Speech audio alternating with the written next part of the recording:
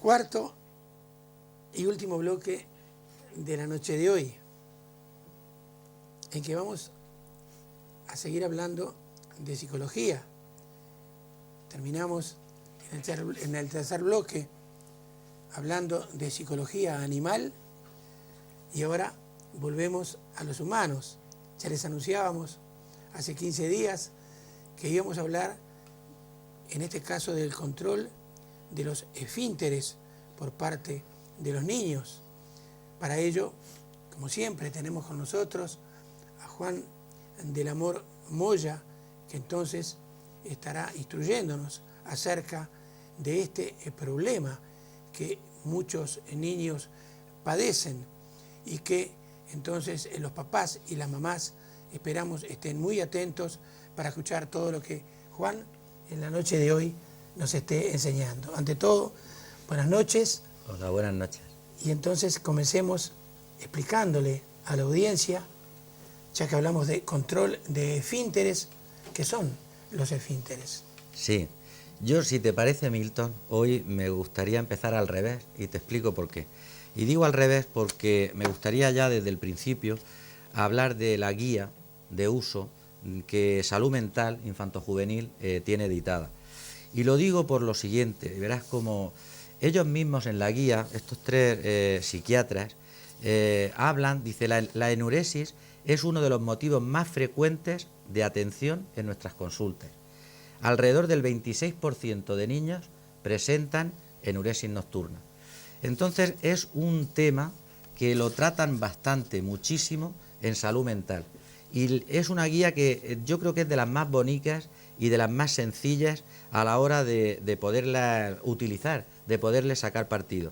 Y por eso casi empiezo por el final, por llamar la atención que este archivo lo tengo y que tiene mucho sentido que algún padre, alguna madre que tengan algún problemica de enuresis, de encopresis, pues que se lo puedan leer y lo puedan usar, porque además les viene muy bien. Lo que tendrías que hacer entonces, en primer lugar, ya que estás dando dos vocablos que muchísimos televidentes no sabrán qué significan, enuresis y encopresis. Explícanos un poco. Sí, pues empezamos por la pregunta del control de esfínteres. Bueno, pues yo creo que todos sabemos pues, en qué consiste el control de esfínteres, tanto lo que es el control de las heces como el control de la orina, ¿verdad? La orina, pues como todos sabemos, pues de los riñones, pues va bajando por los uréteres, va hasta la vejiga de la orina. La vejiga de la orina, pues es un órgano que en principio está relajado y cuando se llena, pues están el músculo detrusor de la orina, que son realmente los esfínteres, que son unos músculos que están al final de la vejiga de la orina y en la uretra. Eso está contraído para que la orina no por sí sola no salga. Entonces, cuando la vejiga de la orina está, llamémosle, llena, pues a través de los nervios, del sistema nervioso, manda unas órdenes a la médula espinal y la médula espinal manda la información al cerebro. Cuando el cerebro tiene la información, a través del sistema nervioso, manda la orden al músculo detrusor de la orina, es decir, a los esfínteres, tanto de la vejiga como de la uretra, para que se relajen. Y la vejiga de la orina le pasa lo contrario, se contrae. Y es cuando se produce lo que llamamos vulgarmente orinar. Fíjate todo este complejo sistema, aparentemente, ¿no? Al decirlo como toda la secuencia es complejo, ¿verdad? Luego se produce de tal forma automática que no le damos importancia. Pero esto es importante porque significa que tiene que haber una maduración neuromotriz, neuromotora, neurológica, para que se produzca de forma voluntaria, es decir, para que no sea incontrolable el hecho de hacer pipí o de hacer caca, porque el control de las heces es un sistema muy parecido. Al final el ano tiene lo que son los esfínteres tanto internos como externos que provoca que no salgan las heces sin control, ¿verdad? Como eso es también cuestión de maduración neuromotriz, pues al principio es incontrolable y cuando existe esa maduración en la criatura es cuando se puede empezar a controlar. Así que esa falta de control, digamos, en la micción es la enuresis. Efectivamente, efectivamente. Y la falta de control en las heces se le llama encopresis. Encopresis. Ahora Sí. bien, los papás muchísimas veces, lo hemos visto, lo hemos vivido, con amigos inclusive, que tienen hijos pequeños, tratan de enseñarle al hijo a controlar los esfínteres. ¿Se aprende a controlarlos? Pues mira, hay una teoría americana, los americanos siempre le echan delante al tren en todo, que es partidaria de enseñar prácticamente desde que es bebé, a los 3 meses, 4 meses. Sin embargo, la mayor parte de psicólogos no es que no crean, sino no son partidarios. ¿Por qué? Pues por la razón que yo te he estado comentando al principio de la conversación. Porque como es un problema de maduración, entendemos que hasta que la criatura no está madura, y estamos hablando del sistema neuromotor, del sistema neurológico, pues hasta que no está madura, pues no conviene forzar la situación. Entonces, cuando se puede el crío ver a través del modelo, un modelo como el papá va a hacer pipí, como el papá se sienta en el váter, todo eso lo puede ver. Incluso cuando llegue el momento, comprarle lo que solemos llamar un orinal, ¿verdad? Pequeñico, porque al crío o la cría, cuando lo sientas en lo que es la taza del váter de adulto, pues le coge incluso miedo. Miedo porque parece que como si se va a colar, ¿no? Y hay que sujetarlo y tal.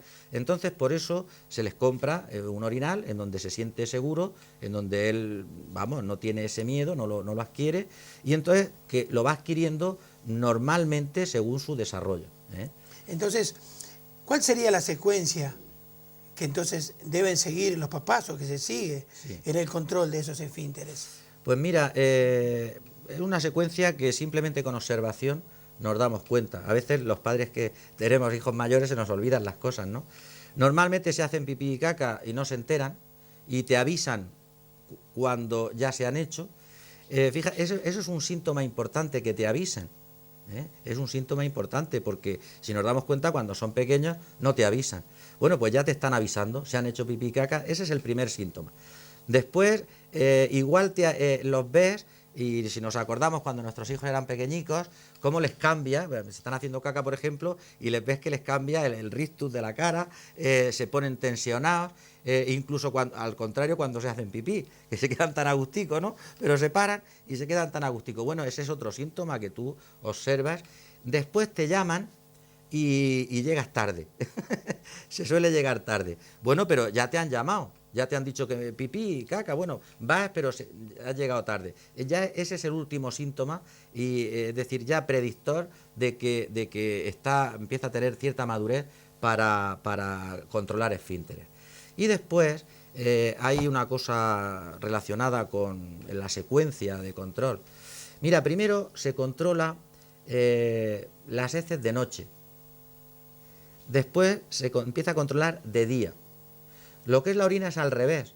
Se controla primero de día y después por la noche. Y luego también otro detalle importante es la diferencia entre niños y niñas. Normalmente, es curioso, las niñas suelen controlar de noche el pipí antes que los niños. Normalmente, una proporción a lo mejor de por un niño 3 niñas. Pero sin embargo, y aquí está lo que yo considero curioso, pues las niñas se les escapa el pipí de día en mayor cantidad que a los niños. También es curioso, ¿verdad? Claro. Pues esa es la secuencia y a nivel de sexo que se suele producir en el control de esfínteres. Ahora, ¿a qué edades? Muchos televidentes se estarán preguntando, Sí. ¿a qué edades se puede o se deben controlar estos esfínteres? Pues sí, mira, hay criaturas ya que maduran antes, pero no maduran, no estamos hablando aquí de más inteligentes, no, estamos hablando del control, vamos, lo que hemos hablado antes, neuronal, el control motórico, el control... bueno, pues normalmente, los que antes maduran a partir del año y medio. A partir del año y medio igual son capaces de pedirlo. Pero siguiendo a la más normalidad a partir de los 2 años. Entre los 2 años y los 3 es cuando suelen ellos aprender a controlar. entre los 2 y 3 años. Y luego cuando empieza a haber problemicas es entre los 3 y 5 años, que es cuando suelen ir a la consulta del especialista de salud mental, del psicólogo, es a partir de los 3-5 años. Sin embargo, hay un porcentaje importante para el que le toque, ¿verdad?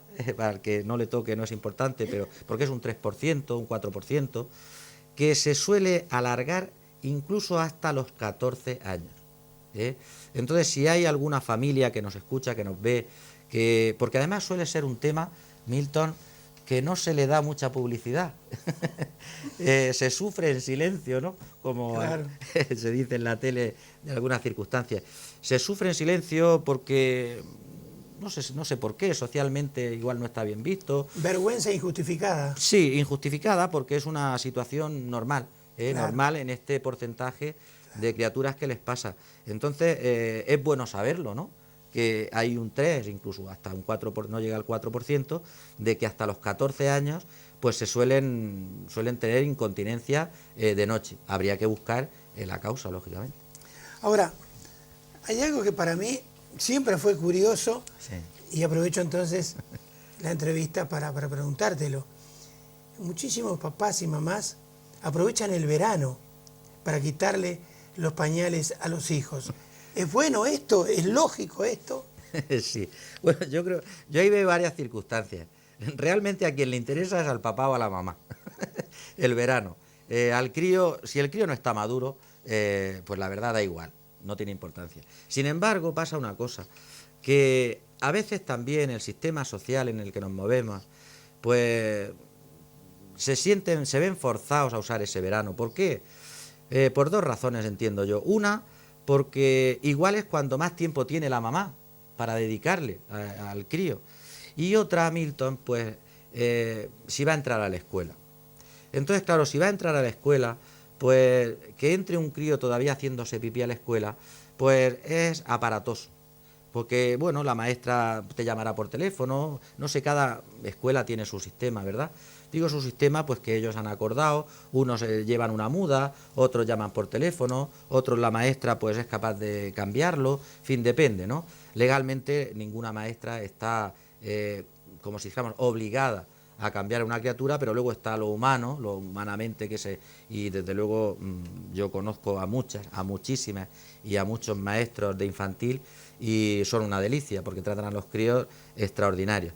Pero claro, hay que seguir el sistema, es decir, si te llaman, entonces para las mamás, para que no las llamen, porque están trabajando, porque les entorpece el ciclo laboral, pues fuerzan situaciones en verano. ¿Y qué suele pasar? Pues que, claro, cuando le dedicas tiempo, pues el crío responde. ¿Por qué? Porque le estás prestando atención, porque está muy pendiente incluso de los síntomas, que se hace pipí, que no, pues responde. Pero en cuanto dejas de prestarle atención y además es un cambio importante en la escuela, lo quitas de la familia, incluso de la guardería y va a la escuela es otro mundo, es algo extraordinario, es para los críos. Porque cambia tanto el contexto, los amiguicos, las maestras, todo cambia. Y entonces, ellas que están convencidas, las mamás, de que ya controlan, y luego llegan a la escuela y vuelven a hacerse pipí. Resumiendo, el verano es importante para la mamá, pero si el crío no está maduro, pues no es tan importante. ¿Cuáles son las causas de la enuresis o de la encopresis, de la misión, o sea, de la incontinencia que pueda tener un niño, por decirlo en palabras más sencillas? ¿Cuáles son las causas que la provocan? Pues pueden ser múltiples. En fin, ya digo que tiene que empezar a llamarte la atención como padre o como madre cuando pasan los 3 años, hasta los 5 años y no controla. Ahí empieza a llamarte la atención a ti y tienes que fijarte, tienes que ver qué es lo que pasa ahí. Primero hay que descartar causas orgánicas, es decir, hay que descartar, pues si es enuresis, pues si por ejemplo ese músculo detrusor de la orina, esa esfínteres funcionan o no funcionan. Hay criaturicas que la vejiga de la orina es muy pequeña y se orinan enseguida. Causas de estas hay que descartarlas. Después, cuando es la encopresis, como has comentado, hay críos histímicos, estreñidos, para entendernos, pues que todo eso hay que controlarlo, la comida, algún laxante. Yo recuerdo, vamos, yo no a mí porque no se puede uno acordar, pero cuando yo me crié en una aldea, en una pedanía, y se usaban técnicas, pues lógicamente, incluso bebés istímicos, estreñidos, con un mixto, con una cerilla de esas de antes que estaban como con cera, ¿verdad? Se mojaba en aceite y se le estimulaba lo que es el esfínter anal externo, para que el nene, o sea, es decir, estos problemas existen. Es decir, si la criatura es estreñido, si la criatura tiene sus problemitas, incluso de comida, pues eso hay que ir al médico, que le cambie la comida, que le dé su, en fin, pues medicación, hay laxantes, que todos nos pueden ayudar. Es decir, esas causas hay que mirarlas primero. Después el médico, el pediatra, también suele preguntar, y si alguna mamá nos escucha lo sabrá, es decir, el papá se orinaba.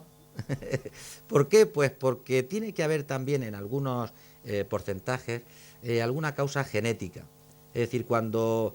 lo pasa que no se dice, como repito, como hemos dicho antes, pero hay papás que efectivamente controlaron tardíamente y debe de haber ahí alguna carga genética que produce que esta criatura tenga sus incluso 14 años, pues no controle, ¿verdad? Entonces, primero hay que descartar todo eso. Después hay causas psicológicas. Psicológicas, ¿por qué? Pues como a veces hemos dicho, eventos importantes, estresantes, pues provocan que esa criaturica no controle. Acuérdate cuando hablamos del miedo, cuando hablamos del divorcio, pues claro, una de las síntomas es no poder controlar. Hay incluso críos hiperactivos que también se orinan. ¿Por qué? Pues porque en esa hiperactividad no tienen tiempo de pensar que se están orinando. Después hay críos también que tienen un sueño tan profundo que les cuesta más llegar a ese control. Es decir, las causas pueden ser múltiples. Otras a veces las tenemos nosotros. Hay papás muy laxos, se puede decir, que no se preocupan, que les da igual. Pues ese es un problema tan importante como aquellos papás que son totalmente lo contrario. Papás restrictivos, rígidos, que no lo hacen, no con bondad, que no lo hacen con amabilidad, con cariño, esa secuencia, que no acompañan a los críos con juegos, con bondad, ¿no? Pues se produce la misma reacción que el papá que es totalmente laxo, o la mamá, que les da igual, que los dejan. Entonces, la reacción es la misma. Entonces, ¿dónde hay mayor repercusión? En aquellos papás que tienen esa bondad, que acompañan a los críos en esa secuencia, en esa maduración neurológica, que los van acompañando y que no hay, llamémosle, estridencias, que no hay enfados, que no hay renegar, que solemos decir, con el crío porque se ha hecho pipí o porque se ha hecho caca. Justamente esa pregunta te quería hacer. Justamente estaba pensando en que hay cantidad, pero gran cantidad de papás y mamás que piensan que a través del reto, que a través del castigo, pueden hacer que ese niño o niña termine con el problema de enuresis o encopresis. Sí. Esto, cuéntanos, ¿qué pasa? Pues mira, el papá y la mamá puede hacer lo que le parezca, como es natural, pero nosotros estamos obligados a decir lo que da más resultado y lo que da menos resultado. Cuando se producen este tipo de retos, incluso comparaciones, pues tu hermana dejó de hacer pipí a los 2 años y tú míralo, 5 años, meón, tal. Bueno, estoy exagerando, pero pues se consigue lo contrario. Incluso que se le tenga miedo. El crío le tiene miedo al hecho de hacer pipí y de hacer caca. Y sin meternos en profundidad, la psicología proyectiva o el psicoanálisis viene a decirnos también que aquella criatura, porque eso son fases que se van superando, que aquella criatura que no supera con éxito, con normalidad, la fase anal, luego tiene sus problemicas de mayor. Y te voy a decir porque yo tuve un compañero que me llamó la atención y me fijé. No todas las personas que van a dar con este perfil que yo voy a decir ahora es que no han superado bien la fase anal. Pero, según Freud, al no superar la fase anal de forma exitosa, de forma agradable, sino superarla o pasarla de la manera que tú has dicho, es decir, a través de castigos, a través de enfados. Bueno, pues estas personas de mayores, suelen ser, yo no sé si alguien conoce a alguna persona de las que yo voy a decir, son de estas personas aprensivas, de estas personas maniáticas del orden, que siempre se están lavando las manos, de estas personas limpias, limpísimas.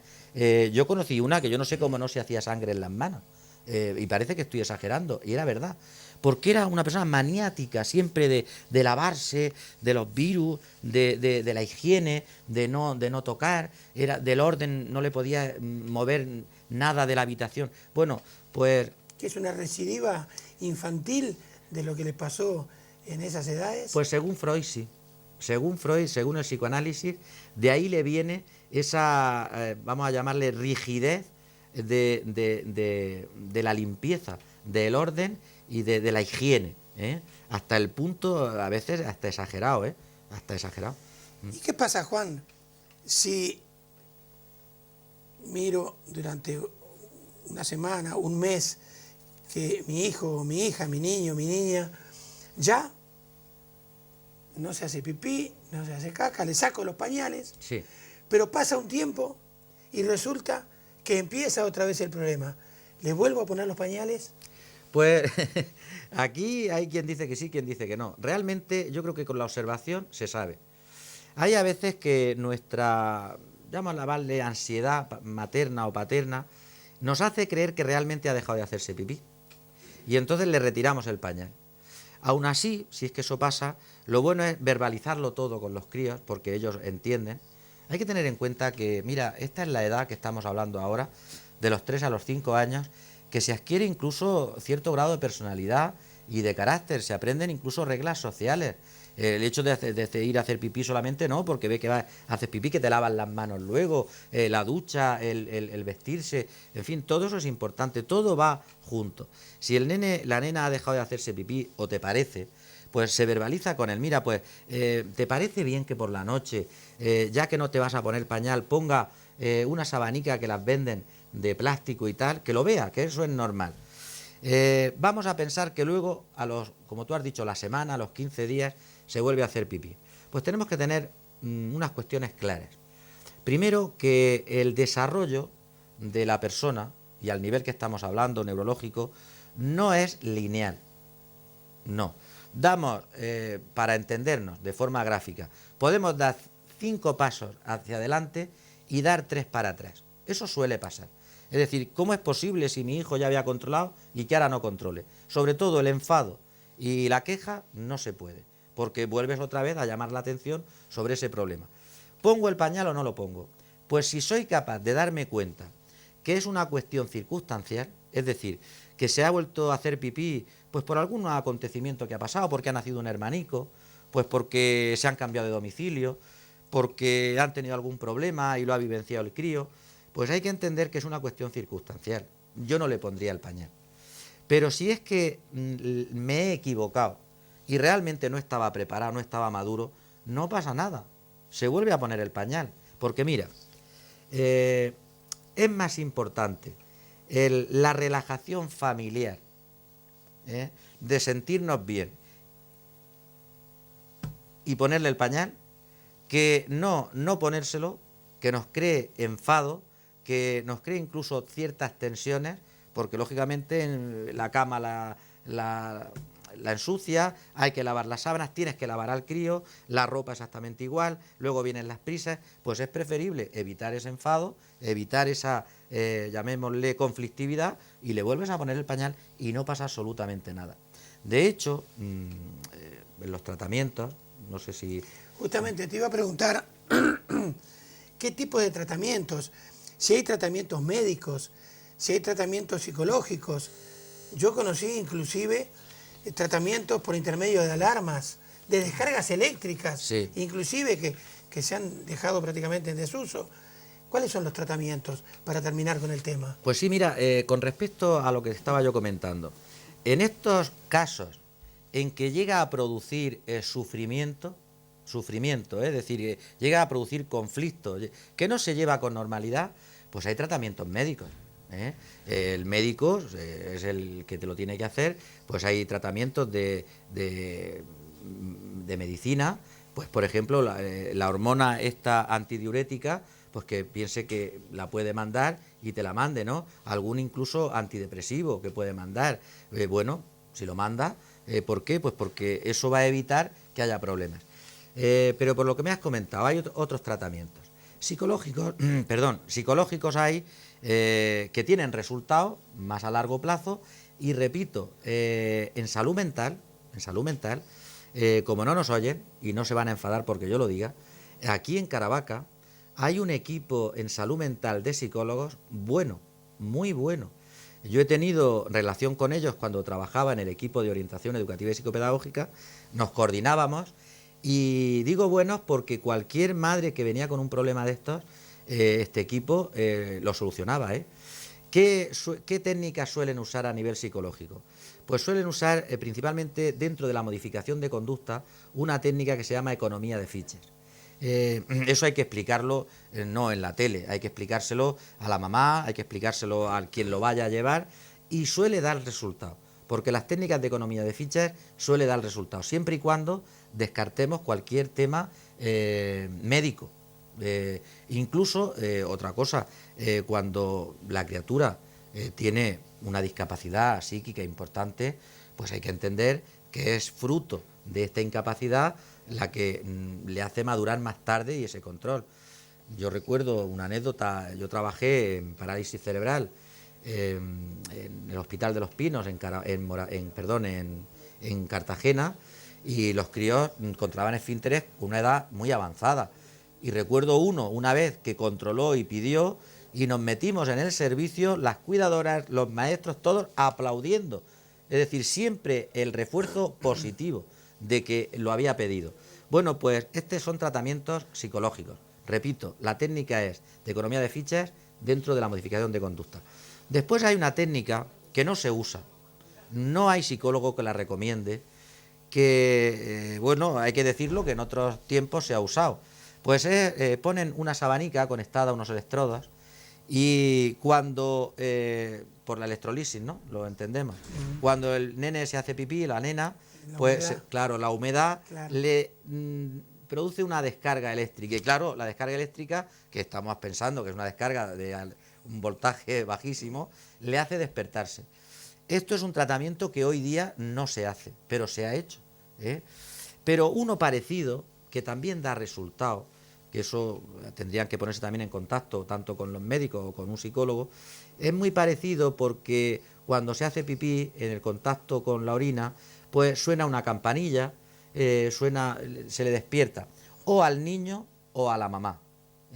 Entonces la mamá se levanta y entonces al nene lo levanta y lo limpia y a la misma vez él participa de esa limpieza siempre que sea con la tranquilidad que antes hemos estado hablando, difícil, a las 3 de la mañana, claro. Pero siempre con esa bondad, con esa tranquilidad, verbalizándole, ayudándole, porque si es al contrario no produces lo que quieres conseguir, que es que voluntariamente lo consiga. Pero después hay cuestiones que son más sencillas, que normalmente se corrigen. La mamá tiene que darse cuenta, y el papá o quien esté con el crío, como los periodos que tiene, en los que se orina, se hace caca. Entonces, pues cada 2 horas es bueno sentarlo en el orinal, incluso sentarse con él, leyendo un tebeo, leyendo un cuentecico, que vea que es gratificante, no que le produzca miedo. Luego, antes de acostarse, no haya una ingesta de líquidos importante, ¿verdad? Que haga su pipí, como también hace antes de salir de la escuela. Luego, cuando va a la escuela, si tiene sus 3 añicos, incluso las maestras, después de hacer su asamblea, pues también los llevan al servicio, los llevan a todos, se lavan sus maniques, beben agua, los llevan al servicio. Luego la ropa es importante. Hay mamás que no lo entienden, ¿verdad? Llevan con sus petos, van con sus vaqueros, que son tan bonitos verlos con sus vaqueros, pero eso no, tiene que ser ropa ligera a la hora de... Porque enseguida se hacen pipí y tienen que ir y bajarse los pantalones. Y luego unas cuestiones tan sencillas como es controlar el frío por la noche. Hay las criaturicas que el mismo frío, y eso lo sabemos, hace que que la vejiga se contraiga, la vejiga de la orina, y al contraerse se hacen pipí. Claro. Yo recuerdo también una anécdota, un hijo mío, que espero que no me oiga, pero de pequeñico teníamos que cogerle para el análisis de orina y no había manera.